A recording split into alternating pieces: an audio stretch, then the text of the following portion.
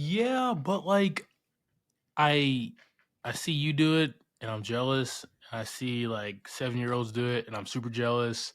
And I see Will Smith do it in Pursuit of Happiness and I'm like livid that I can't do it. Like one of these days I'm gonna take a Rubik's Cube, dude, and solve it. Okay. Even if I have to take off all the stickers and put them at the right sides, and Yeah, yeah. then like I'm gonna do like what I'm gonna do on the pod, right? Is a before and after, right? It's like before the Mm. pod, I'm gonna show them the Rubik's Cube not done, and then He's we're gonna gonna cut the throw it up and commercial. then grab it. It's a commercial. We're gonna cut the commercial, and we're gonna show them the Rubik's Cube done. So, I gotcha.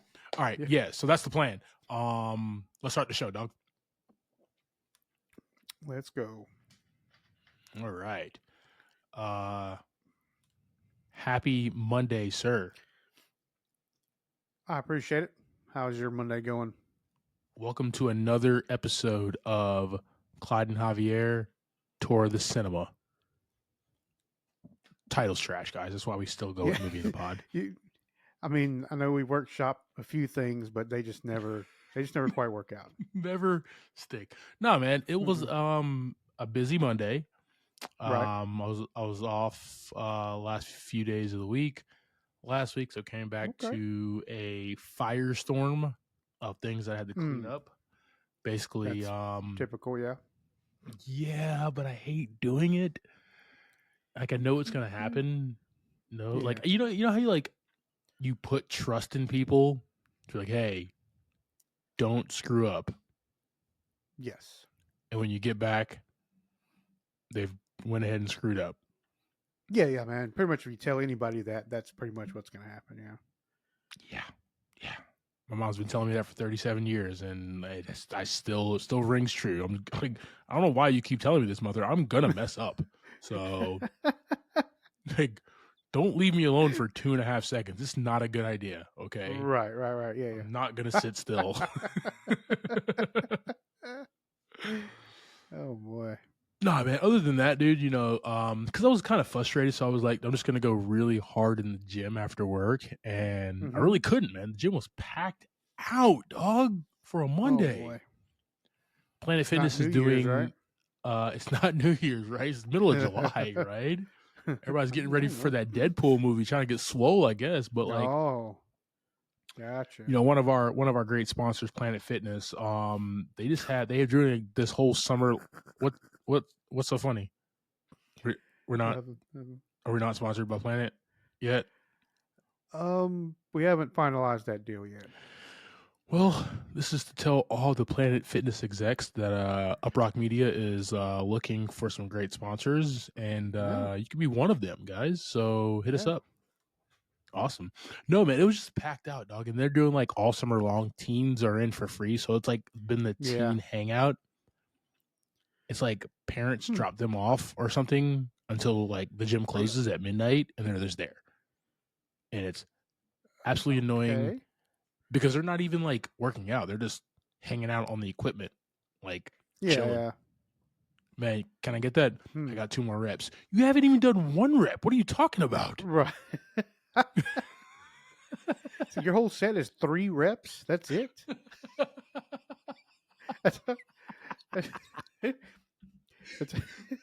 You're never going to get those Zac Efron abs by doing 3 reps. All right? You are going to be nowhere near, okay, the plickety-plickities, dog, the washboard abs, man, the visor to the side. It was just annoying. It was just annoying, man. So I did some stuff, but I'm going to go hard tomorrow morning and really try to bang it out and get some stuff done. So what about you, man? Good Monday? Yeah, dude. I mean, kind of normal stuff. Finishing up some work and doing some around the house things. And now we're here playing a little sim racing. Good stuff for a Monday. Good deal, my man. Let's just do it, man. Let's get into that box office, bro.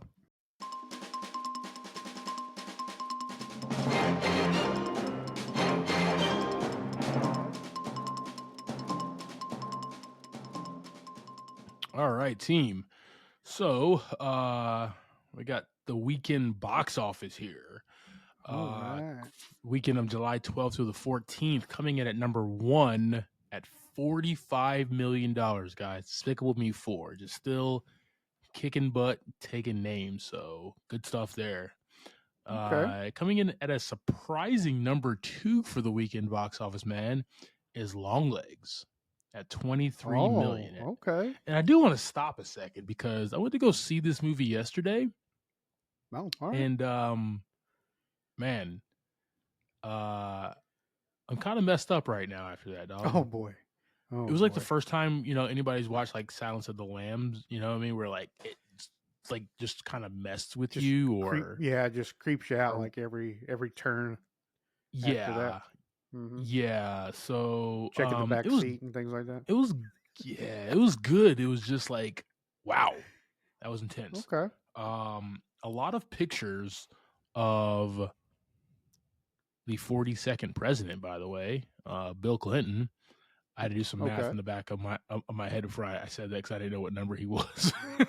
the movie takes place in the 90s, guys. So his picture's up at the FBI office. So sweet.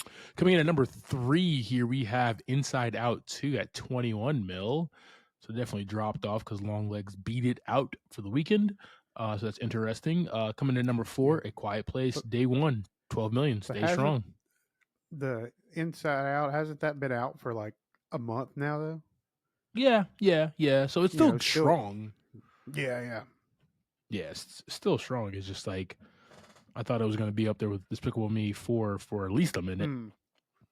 Now rounding out the top 5 here.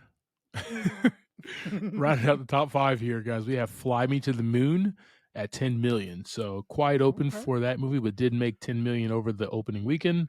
I have not checked that out yet, but super excited, guys. Super excited for that one.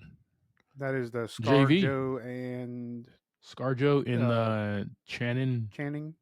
Gotcha. Channing Tatum, dog. A quick thing about Channing Tatum is that he was once rumored when X-Men franchise was still at Fox to be Gambit. And we never got that project, man. I don't know if that's a good thing or a bad thing. In the next couple of weeks. Maybe we'll get in a couple of weeks. Don't tell what's going to happen. Kevin Feige, he's back there pulling some strings right now, just doing it. Just marionette status, man.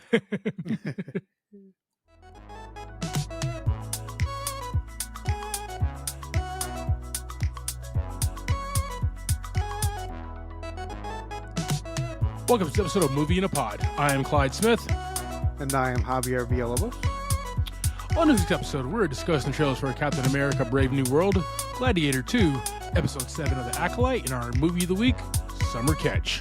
Little Freddie Prinze and Jessica Biel. Let's get it.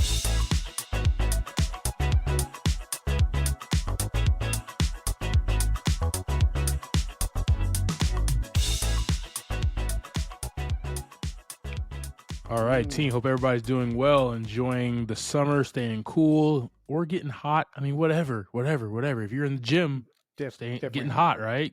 Getting them Glen Powells on. That's what it is, right? Getting them Glen Powells. Even inside's a little hot still. It's just hot everywhere.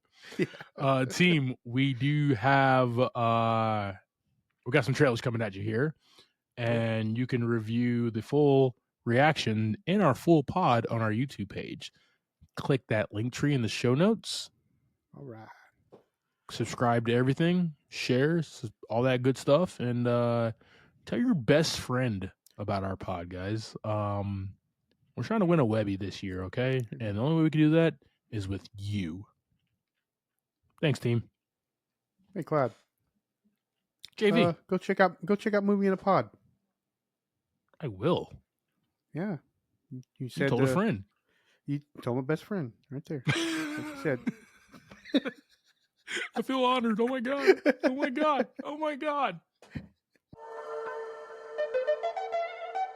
Wow. Well, I need my heart rate to go down a little bit. All right, guys. Okay. We have Captain America Brave New World. According to IMDb, Sam Wilson, who's officially taken up the mantle of Captain America finds himself in the middle of an international incident. This is coming at us from Julius Ona, Dalan Muson, Matthew Gorton, and Malcolm Spellman. Malcolm Spellman was the brilliant mind behind Falcon and the Winter Soldier. Nice. Man. Dude. JV, I'm perspiring over here, dog. Yeah, it was pretty intense. Take the lead, man. What were your thoughts on this? A very dark looking movie. See a lot of like night scenes and kind of like a lot of sneaking around and a lot of things that aren't right up front with the government in this for Sam, talking about him getting into the ranks of the government. Yeah, he's just seems like he starts out doing pretty good and talking all this stuff, and then kind of guess he kind of realizes that what he thinks happening isn't really happening. And then all of a sudden the Oval Office is, or the White House is compromised. Yeah, like I feel like Captain America: Brave New World is going back in the direction of like Winter Soldier, that movie, where it's like a political thriller where there is a plot inside of a plot inside of another plot, you know what I mean? And things kind of start unfolding. I think with the recent string of movies that we've had from the MCU, the plot was just kind of there on a silver platter, and we just went to go watch it. We didn't like learn anything. We didn't experience anything new outside the trailer. Everything was basically right there for the taking. This gives me so much intrigue and excitement about who and how Sam is now as Captain America, him finding himself as this, taking up the mantle, how Thunderbolt Ross looks so different and so much better looking and just so handsome. He looks a lot like John Hurt looks a lot like Harrison Ford for some reason, man. I don't know if you noticed that in this movie. No, definitely rest in peace. Bit, rest in peace to the prior. So taking over the mantle here is the man, the myth, the living legend, Harrison Ford, coming in, and he just looks good. Yeah. Well, not John Hurt, William Hurt, excuse me. He just looks really, really good here. And they did the thing like they did in Iron Man 2 where they didn't make it awkward, and it just was like, let's go. This is a different person. It just makes sense. I feel like Marvel is trying to get back, and Kevin Feige and the team is getting back to like that special sauce that made Marvel movies super great. Like I hope we're getting back there, man, because as much as that quality over quantity, right? Yes. Kind of not spitting out a ton of movies a year, but actually making a few really good ones. That's what we want back. Yes, that's what we want, man. I don't need to see 8 Marvel movies in 1 year. Okay. Give me 1, give me 2. And like, I'm super excited because I know the quality of these films are going to be made with people like Kevin Feige's one guy. And if him and his team are like on set, which they need to be on more set, I think that was the biggest gripe when it came to the Marvels, is like nobody was really on set because it was during COVID. You have one team. You only can be on one set at a time. Not like you can go from here and go over here. So you can't make 7 movies in a year. Handle this, man. It looks like that they're just going back to that secret sauce formula. Giancarlo Esposito, man. Like, is there a better bad guy on the planet?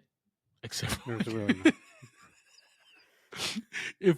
If he pulls up as the bad guy, he's like going to do some work. All right, like I just right, yeah. Guys, we're gonna throw this fantastic new trailer, Captain America: Brave New World, on our socials. Let us know your thoughts, guys. We also got Red Hulk coming in here. So Yeah. looks like Thaddeus Ross is changing form. So pretty excited about that, team. Oh boy. Oh boy. All right, team. We have Gladiator 2 or Gladiator II, the way that it is according to IMDb. Yeah. After his home is conquered by the tyrannical emperors who now lead Rome, Lucius is forced to enter the Colosseum and must look to the past to find strength to return the glory of Rome to its people. Nice. Nice. Nice. JV, man, Nice. are you a fan of this the first one? I am. Big fan. Dude, such a Gladiator. good movie. Such a good movie, dog. Like Ridley Oh Scott, yeah. like at the height of his powers, dog. Like even though he's already did Alien, even though he did Blade Runner, all these other movies, he in 2000 he does Gladiator, and it's just like this Yeah. is Just a gorgeous this movie. is a this is a movie. This is what like Hollywood needs to do.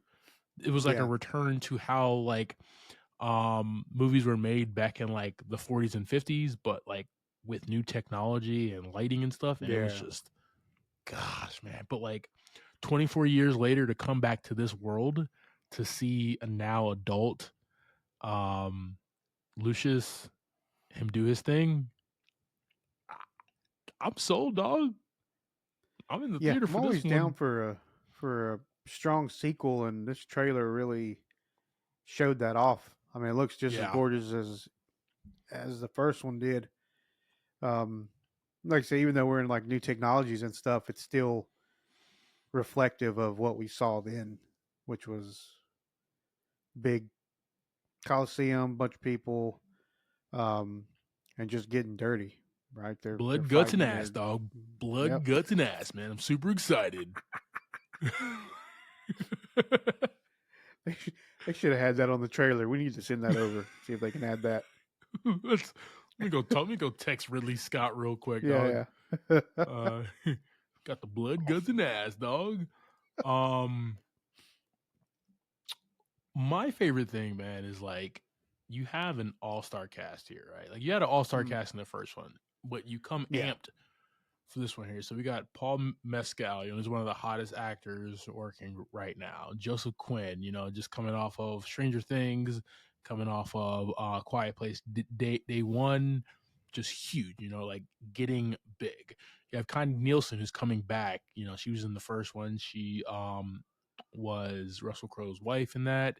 The mother of Lucius. So really excited for that as yeah. well, man. Then you have like the internet, the world's zaddy. Do we still call him that? Pedro Pascal? Screw it. I'm still calling him that, okay? I think we can. I think that's all right. Yeah.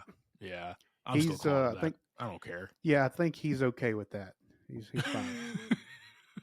He's not offended by that at all.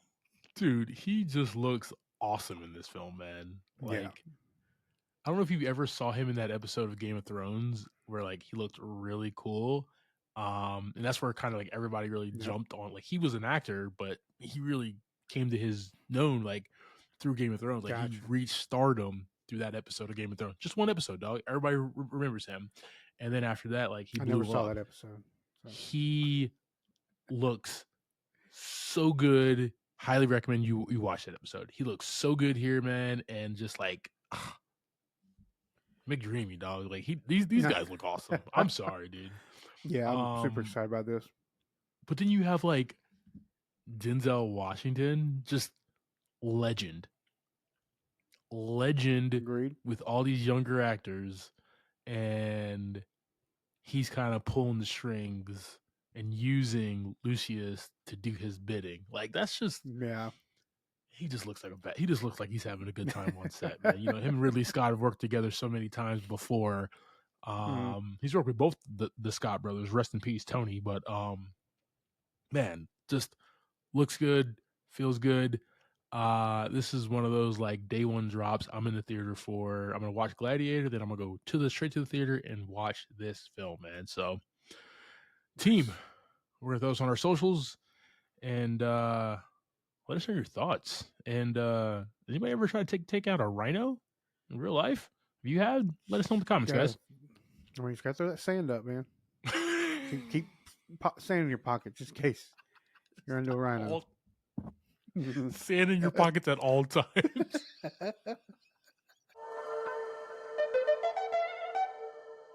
Episode 7, Acolyte.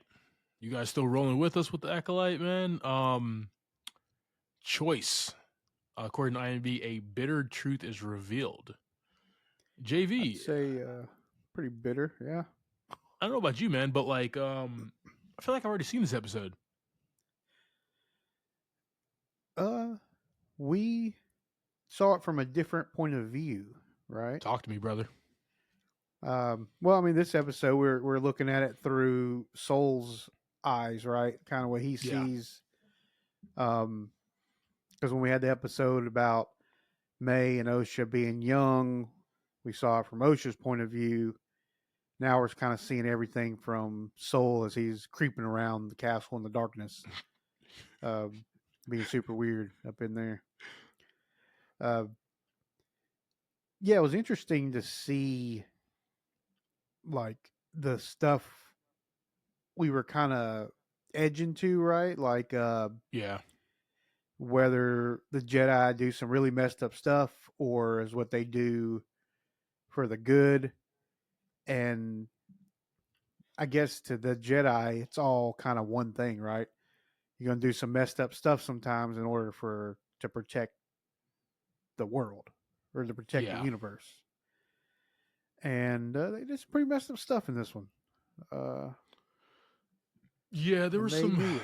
And they knew it. There were some wrongs across the board. Like this episode, unfortunately, I don't think there was like a hero or a villain, a protagonist and antagonist. Right. It's just like something shitty that happened that could have been avoided, but there was too many feelings at play in regards to people's wants and desires. I think that's the biggest thing of this episode, man. A lot of wants and desires were on full force here, right? Soul seeing these two girls and just like felt fatherly over them and wanted to protect them, right? Was scared for their lives.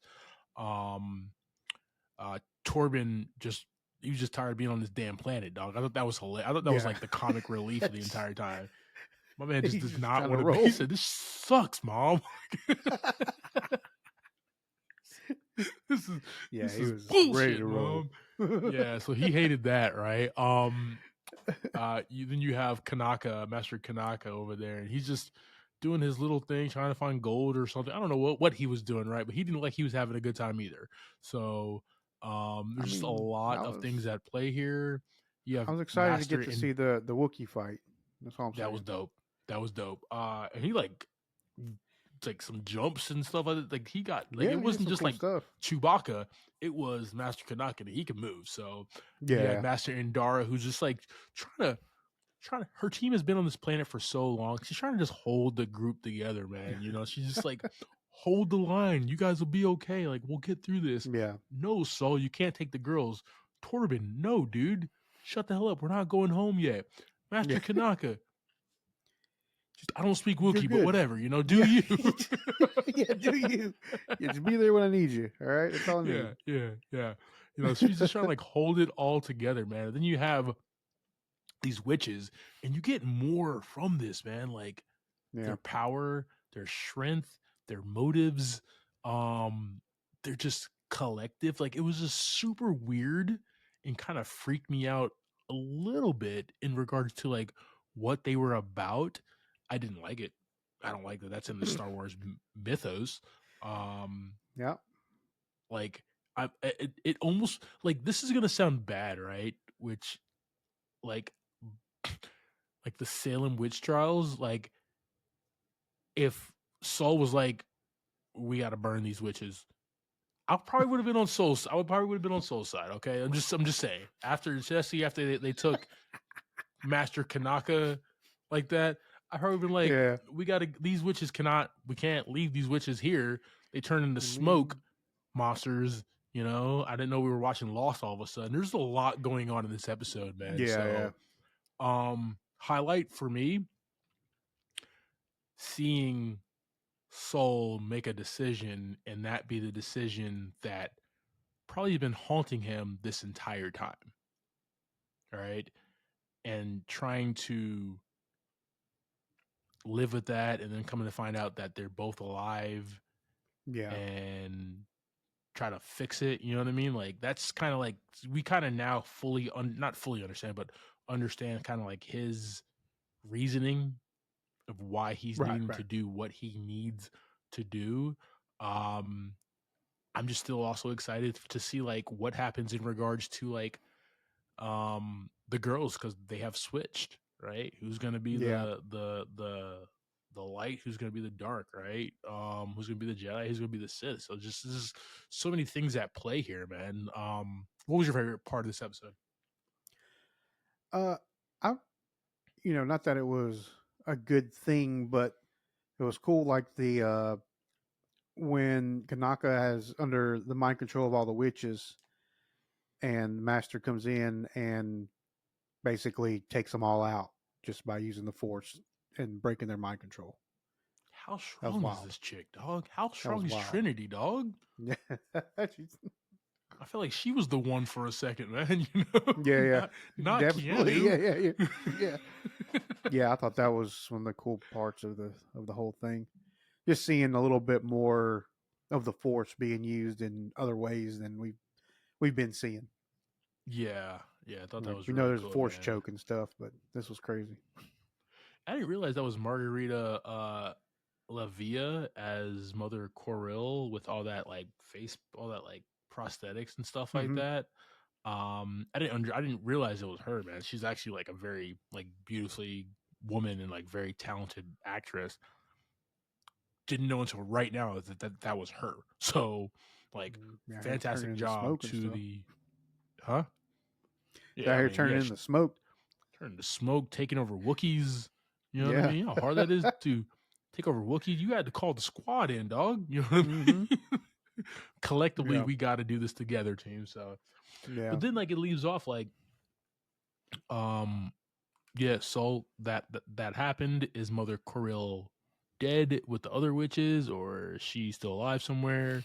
Yeah. Um, Also, what's gonna happen with like you know Darth Sith, Dark Thirst Trap. You know what I mean? I'm still excited about see what the heck this guy's gonna do. Right? I have so many questions, man, and we have I think one episode left.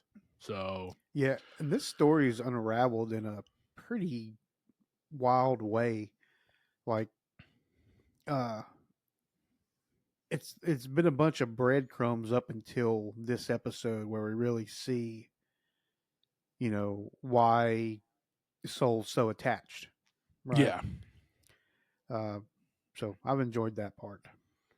yeah, man. This like I said, this has definitely came back in full force, and you know, I shows like this miniseries, they are a ride, right? And if you think about a Yeah. ride, we go up, we go down, we're gonna go back up, we're gonna come back down.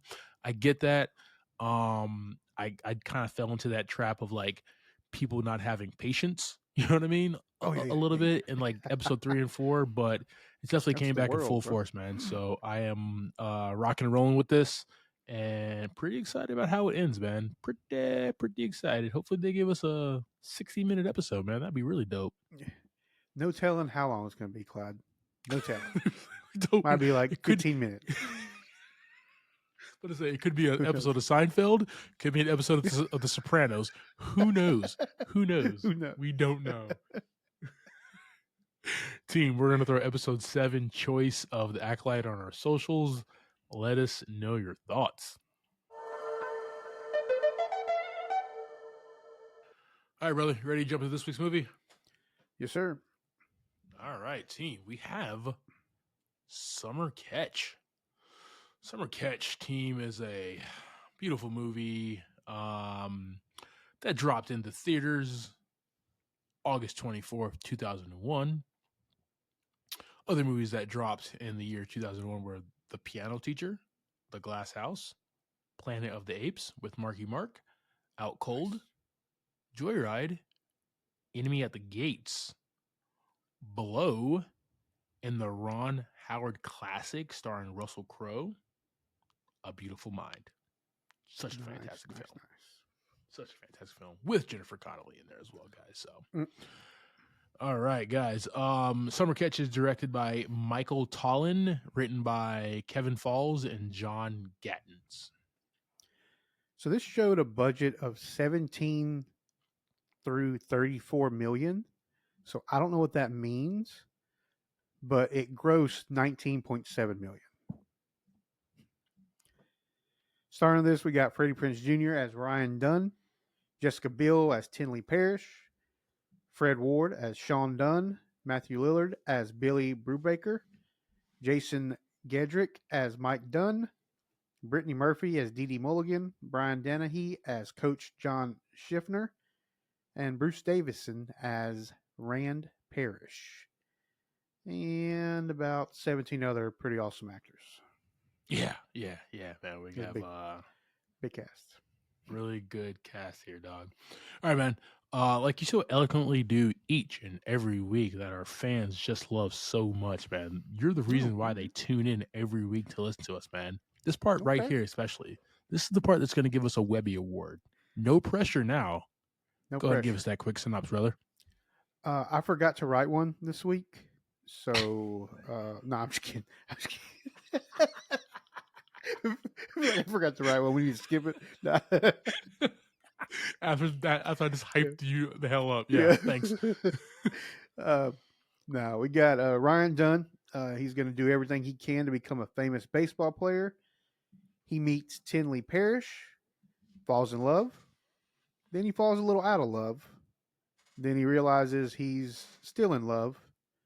And he gives up the last few pitches of his perfect game in order to keep their relationship alive. Oh, yeah. All right, man. Well, let's go ahead and get it, dog. And this one, I love it because it's the middle of the summer and baseball season's in full effect. And we got this movie and we got Mr. McDreamy from the early 2000s, dog. Freddie Prinze Jr., Ryan Dunn. There wasn't a sexier guy, dog, at this time in the 2000s, man. Yeah, he was. That was his time.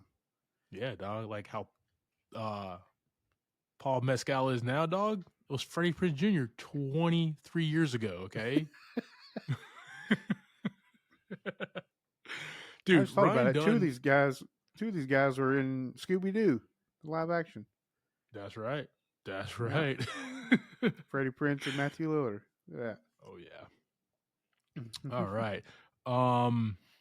Guys, we have Freddie Prinze Jr. as Ryan Dunn, and Ryan Dunn is a kid who kind of lives in that Cape Cod baseball league and does landscaping with his dad. Yep. He played at Boston College, baseball pitcher, but not really hitting his stride because something's holding him back the entire time. And nobody knows what it is. He doesn't realize what it is. And that's where we kind of meet him and try to understand like where this guy is. But he's like also really excited for this Cape Cod League to start because this is one last shot. I'm going to get one more try. I'm going to do it this time. And nothing's going to hold me back. But a lot of crap comes his way in this movie, man. That's what makes this movie very lighthearted, but also fun and interesting, and a lot of good character development for him, man. So my favorite thing about Ryan Dunn in this movie, Freddie Prinze Jr., is like he's not sure of himself, and like Freddie Prinze Jr. has always been a guy in all his movies, like just Fred from Scooby Doo, right? He just looks very sure, right? He just looks very confident in every one of his movies. Like he's always that badass guy in charge. This movie, I don't know if you noticed, but like the look that he gives is just like, what? Huh? Like he just doesn't. He's just not sure of himself. And like for me, right, that's like great acting from him, and that kind of leads him into all these situations that occurs, man. Him getting with Dee Dee Mulligan. And then him getting with Jessica Biel's character, Paris. Yeah. Him going on the wild ride with his baseball buddies, to him starting, pitching, and then being benched, and then saving the day, and just he just goes on a Yeah. very wilder ride in this movie, man. And um, I love the character progression with this guy, where he kind of everything kind of comes together at the end of the summer. Naturally, it's summer catch, duh. Oh yeah, of course, of Um, course. late August, he just starts the ding, ding, ding. Yeah. Um,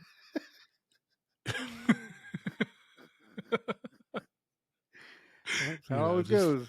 Yeah. just always how it goes, man. So I just really love his character development in this, man.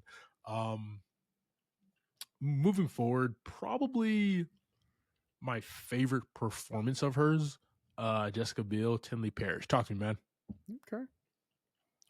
Yeah. So Tinley Parrish, she is the daughter of the client that Ryan cuts his yard, right? Yep. Bruce Davison is Rad Parrish, and I mean they just kind of stumble upon each other, right? Yeah. Uh, I mean he knows her. I mean he, like I said, he mows the yard, and she's obviously doesn't know who he is whatsoever for the most part, even though she sees him like all the time mowing the yard. Uh, so she's kind of in another league at this point over Ryan Dunn. Um, I guess just rich parents staying in their own uh, their summer house, right?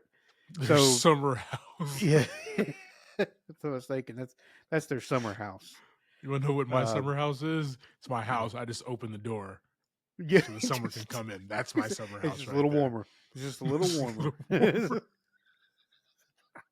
I set up a kiddie pool in the back. You know what I mean? Yeah, So yeah. So yeah, her and Ryan kind of hit it off, and this is kind of the key to him moving forward, right?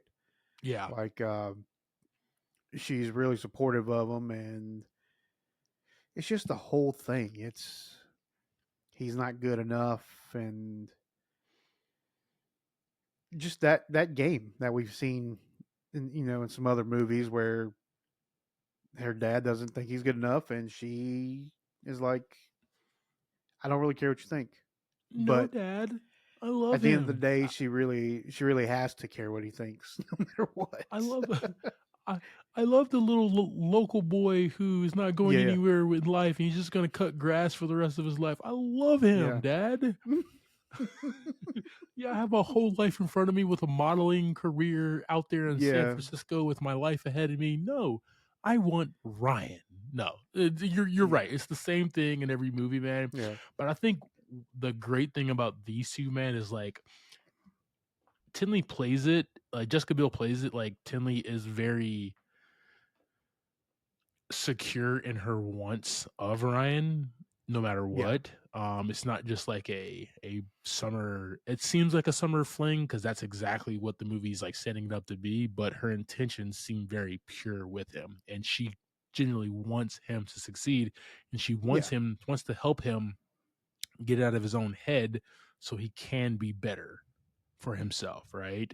Like Agreed. she understands that like yes, I like this guy, yes, I'm falling in love with this guy, but this guy has the potential to be a uh you know, get into the show and play baseball at the highest level.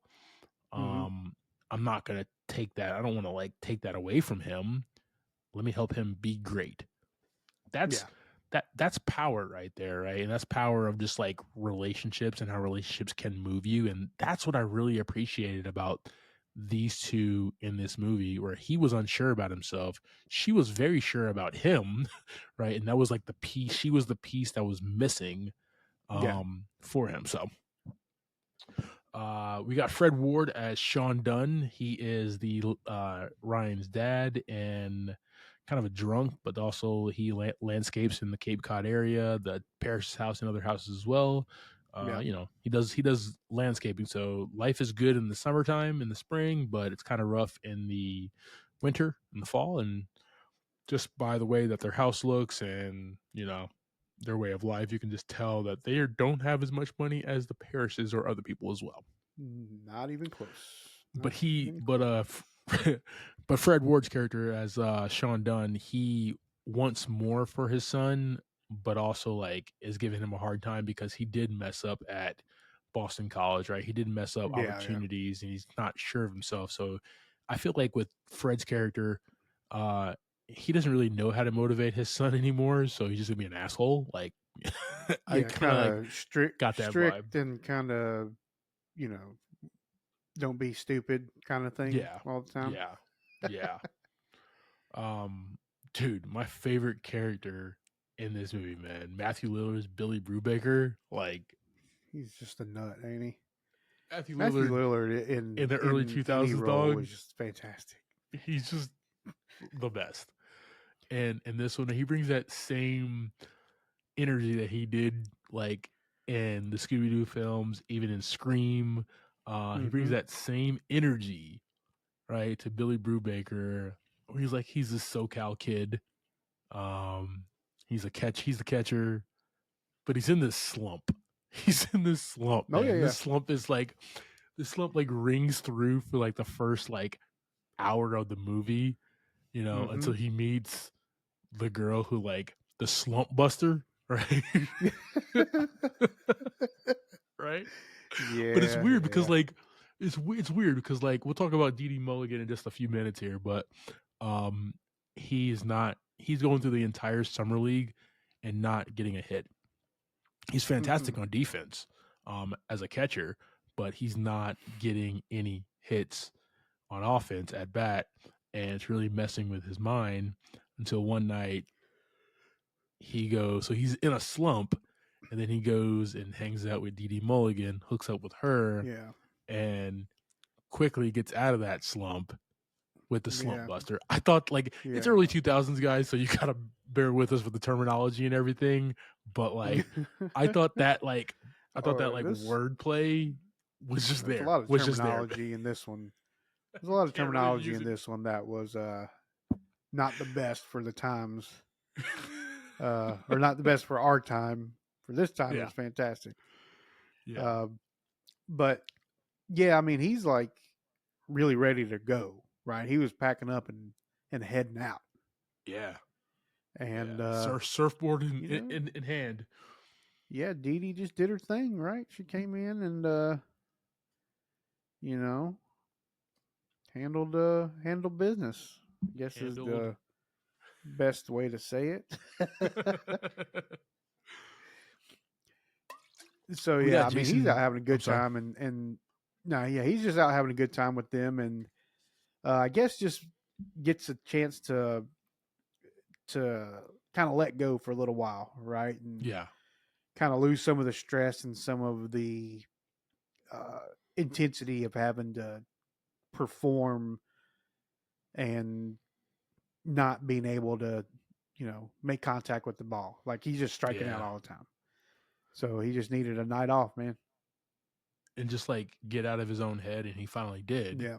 Um, so yeah, not going to go in too much more detail about that, guys.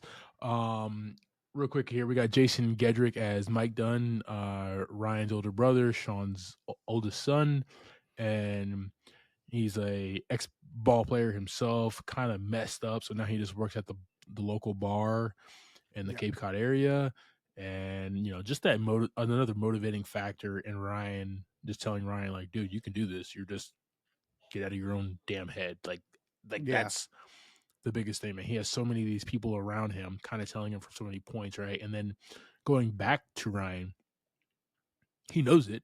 He doesn't know how to do it. Mm. Like, he's a great pitcher. He's a great ball player. Um, he has to put it together, right? And with all Yeah. these Yeah. different people in his corner telling him it's not helping. I just Yeah. don't know. Like, I Yeah. just never really like it. Just was. It's the embodiment of like being in your head is Freddie Prinze Jr.'s character in this movie, where everybody's like, "Dude, you got it. Just do it," and you still can't, Yeah. man. He's like, I don't know how. He's like, I'm trying, but it's just not working out. Oh Somebody man. tell me something helpful. Real quick here, may she rest in peace here. Brittany Murphy as Dee Dee Mulligan, man, very Yeah. young role for her. But she basically just plays like the local slump buster party girl in this movie, where like a lot of the guys have hooked up. Like, just gonna call it what Yeah. it is. We're not gonna get a G rating on this pod anyway. So Lose all our sponsorships. sorry, Planet Fitness. Um, but yes, she plays the slump buster gets Billy out of his slump, and Yeah. just really cool, interesting role, man. Where like it was just needed for her. It was an interesting role, man. I'll Yeah. leave it at that, man. One of my favorite characters, Brian Dennehy as Coach John Schnifter. Um, he's a ball coach, man. He's one of those Oh like yeah. old school, like older white guy ball coaches, man. Like doesn't play any Everything damn you games. expect, everything you expect out of a coach is Yeah. this guy. Like Where you he's just picture a like, coach and you picture this dude right here. yeah, he definitely played like first base 30 years ago, 40, 50 years ago, so Yeah, he's yeah. kind of been coaching ever since. So yeah, definitely like him, man. And then we have like um the rest of the team here. Mark Blucas as Miles Dalrymple. Uh, he's the guy with the great line like, I like big women. Big women love me. Like, you can do that in 2001 at a bar in this movie. I loved it. I still love it to this day when I see it. It Yeah. makes me laugh. Like, everybody has their type, and he was not ashamed of it as well. I thought that was cool. He's, great second baseman is what he was. Wilmer Valderrama as Mickey Dominguez. Um, Yeah. This was another one that's like can't really do that. Can't really do that in this year. oh my Uh, gosh, man. Just hilarious. I don't even want to say anything because his yeah. role in this movie is just so good. As Mickey Dominguez and the things that he goes through, and he's just like, nope, not gonna do it, not gonna do it. Don't Yeah. want to do it. I don't want to be near this woman at all. Get me away And then from it this just woman. it just takes Billy to uh give him a little encouragement, right? Yeah, yeah, yeah.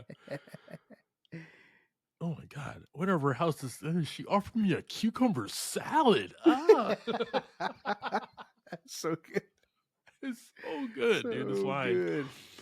All right, guys. A couple other guys on the team here.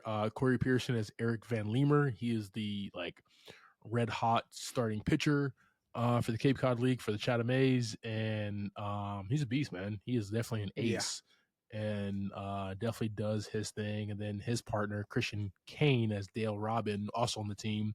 Um, I guess you can call these guys the antagonist to Ryan Dunn. Not really, because they're just really just standing in his way. At least Eric Van Yeah, Leemer yeah. is standing in his way from like greatness as being the ace for the Chatham A's. So not really Yeah, I mean, he doesn't antagonist, really. but They don't really do anything to, not purposely, to like hold him back, other yeah, I than mean, they're yeah, just better than him.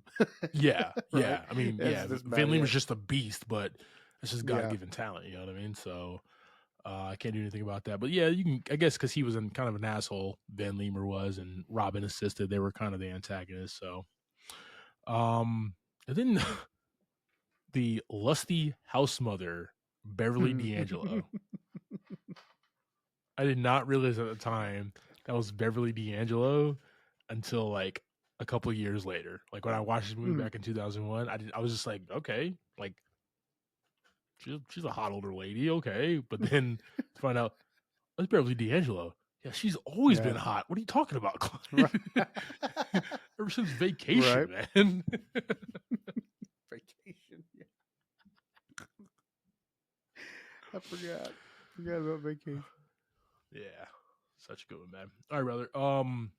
The look and feel of this one, man. For me, like I I I catch myself I catch myself watching this every summer. I just put the title of the movie in my words there. Um, I watch this movie every summer is what I'm trying to say there, man. I Right. do. It's a feel good movie. You know, it's bright, it's beautiful, it's baseball. It's exactly what you want in the summertime. It's got just a great cast. It's funny. This was not filmed in Cape Cod. This was filmed in Southport, North Carolina, where Mm, Freddie Prinze Jr. was for what other movie? I Know What You Did Last Summer. So he is very familiar nice. with Southport, North Carolina. Yeah. The Um, whole concept and of the situation was pretty sounds fun, right? yeah, He's got a whole bunch of people coming in to a nice small town playing some baseball over the summer. They get a place to stay. They do their own thing and just make a bunch of friends, man. It sounds fantastic. and like your last these guys, it's like these guys like last shot at greatness of making it in Yeah. the big leagues, man. Like how cool is that? Like that's just like let's just take out like the movie and the love story with Ryan and Tinley, and then that it's just these guys get to play baseball again after college. Yeah. They didn't make it to the pros yet, so they get another shot to play baseball one last time to see if they can make it, man. And room and board, they just get to Yeah. play baseball every day and practice, like for an entire summer. How dope would that be, man? Yeah. And I mean, some of the Gosh. best parts of the movie are like just them at the bar. Yeah, Them yeah. at the bar just talking and cutting up and just having a good time together. Getting to know each other, man. You know, the Yeah. local team, the Kannapolis Cannonballers, um they stay in the townhome. You know, they're in downtown Kannapolis, the ball field. They stay in those townhomes right there near downtown Kannapolis, man. They get Nice. meals.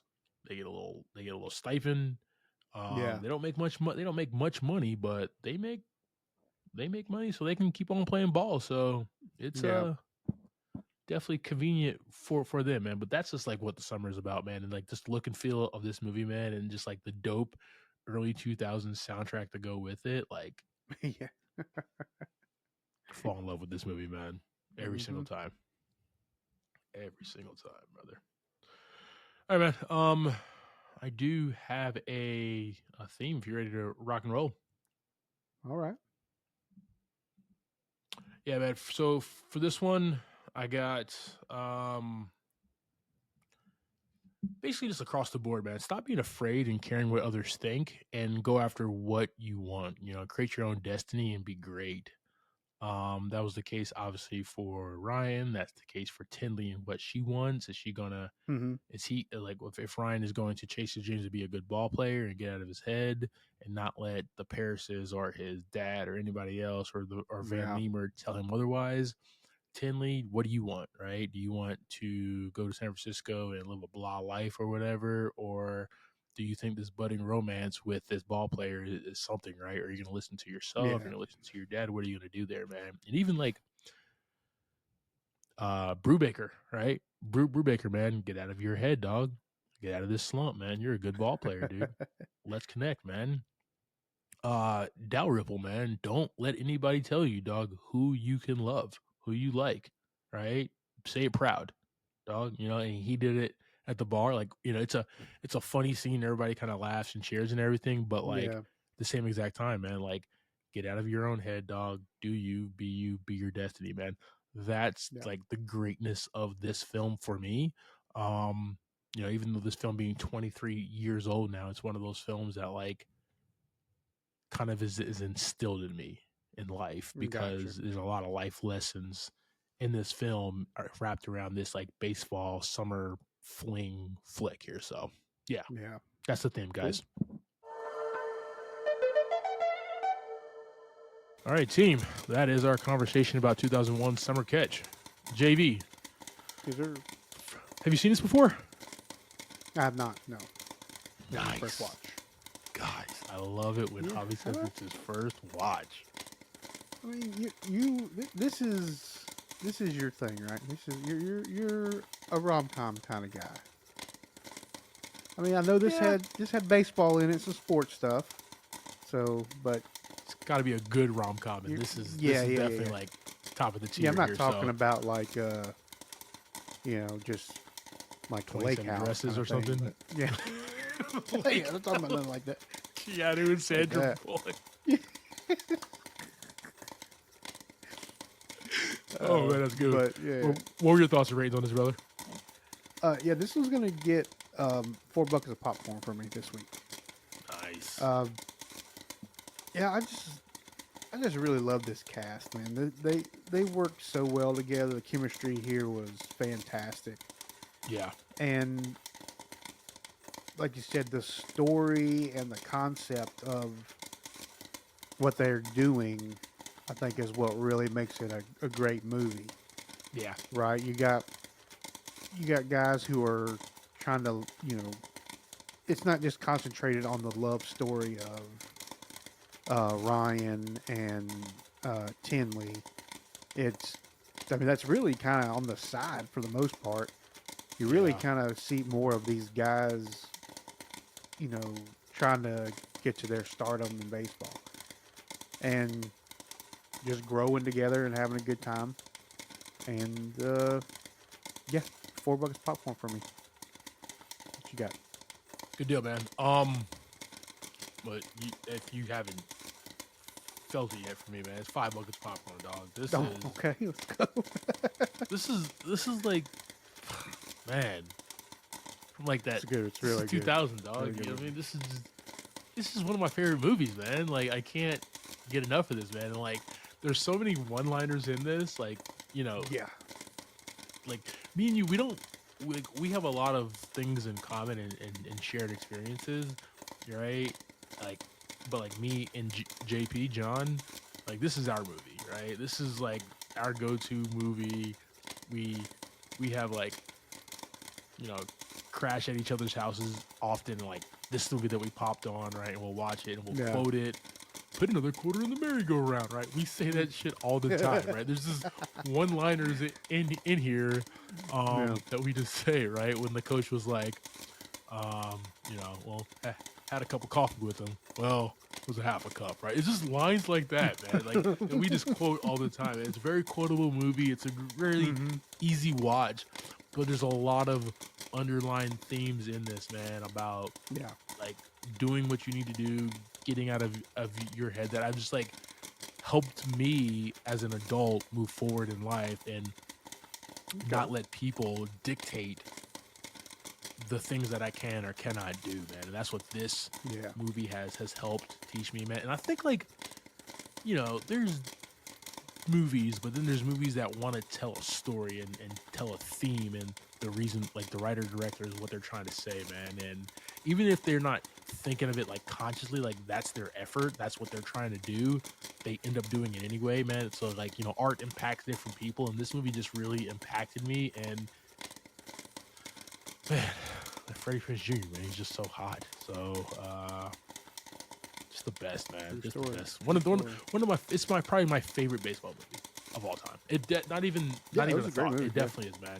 So yeah, 5 buckets of popcorn. I'll probably watch it again before the summer ends. So yeah, summer catch, guys. Good 5 deal. buckets.